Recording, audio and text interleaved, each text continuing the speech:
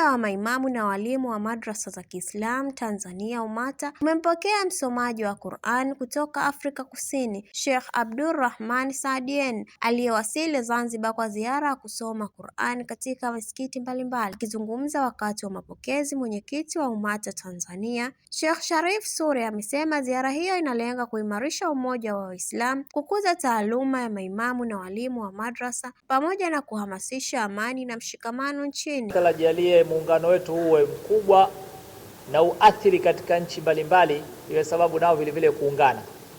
Amin. Lakini maksudio mengine ni kwamba namna gani huyo imam na mwalimu wa madrasa awe wa kiume wa kike tutaweza kuwasaidia katika kuongeza taaluma zao. Mashallah, mjini hapa muko vizuri, lakini ukiteremka kidogo katika vijiji utakuta imam au mwalimu wa madrasa level yake iko chini. Sasa ikiwa level yake iko chini, atasomesha nini? Na ndo kajitolea yuko tayari, kwa tutamsaidia aweze kupanda. Lakini vile vile maksudi mengine ni kwamba namna gani tutaweza kumsaidia kiuchumi, ataweza kuwa na asbabu yake ya kuweza kumuingizia senti 2-3 ya kuendesha maisha yake. Asiwe omba, asiwe nadhalilika, asiwe na hangaika. Kwa upande wake, katibu mtendaji wa UMATA Tanzania, Amir Hamisi Mbwana, amesema Sheikh Saadien atatembelea misikiti mbalimbali Zanzibar kwa ajili ya kusoma Qur'an, huku akibainisha kuwa hii ni mara yake ya kwanza kutembelea Zanzibar. Mapokezi makubwa ya mgeni wetu kari wa kusoma Qur'an kutoka South Africa, Sheikh Abdulrahman Saad, ambaye amewasili asubuhi ya leo alhamdulillah, na tumempokea. Na ratiba ya shekhe ni kutembelea na pamoja na usomaji wa Qur'an.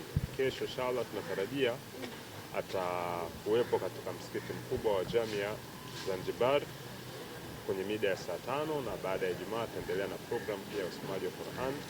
Na kesho siku ya Jumamosi baada ya salatu al-maghrib atakuwa na programu ya usomaji wa Qur'ani katika msikiti wa Nur Muhammad almaarufu kwa Sheikh Othman Maalim hapa Zanzibar. Na Sheikh Abdulrahman Saadien ameeleza kufurahishwa kwa mapokezi aliyoyapata Zanzibar, akitumia fursa hiyo kusoma Qur'an na kutoa nasaha kwa waumini ya dini ya Kiislamu. wal yawm al-akhir falyukrim dayfak.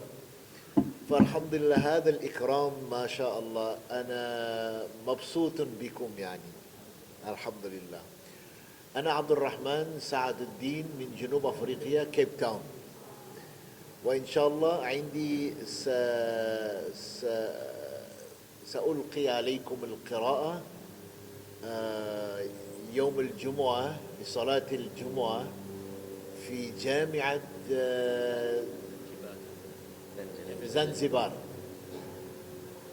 واليوم التالي يوم السبت على صلاة المغرب الجامعة الشيخ عثمان مالي. أعوذ بالله من الشيطان الرجيم.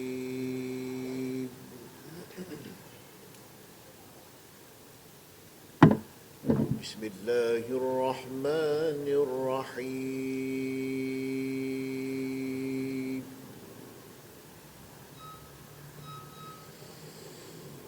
إن للمتقين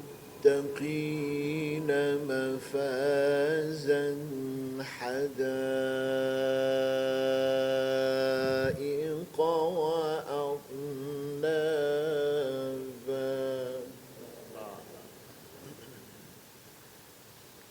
Nikiripoti ni Hadija Ali wa VOP TV. Tembelea YouTube channel yetu VOP Online TV kwa habari moto, subscribe kisha bonyeza alama ya kengele ili kuwa wa kwanza kupata taarifa zetu. Usisahau kulike, kucomment na kushare. VOP Online TV.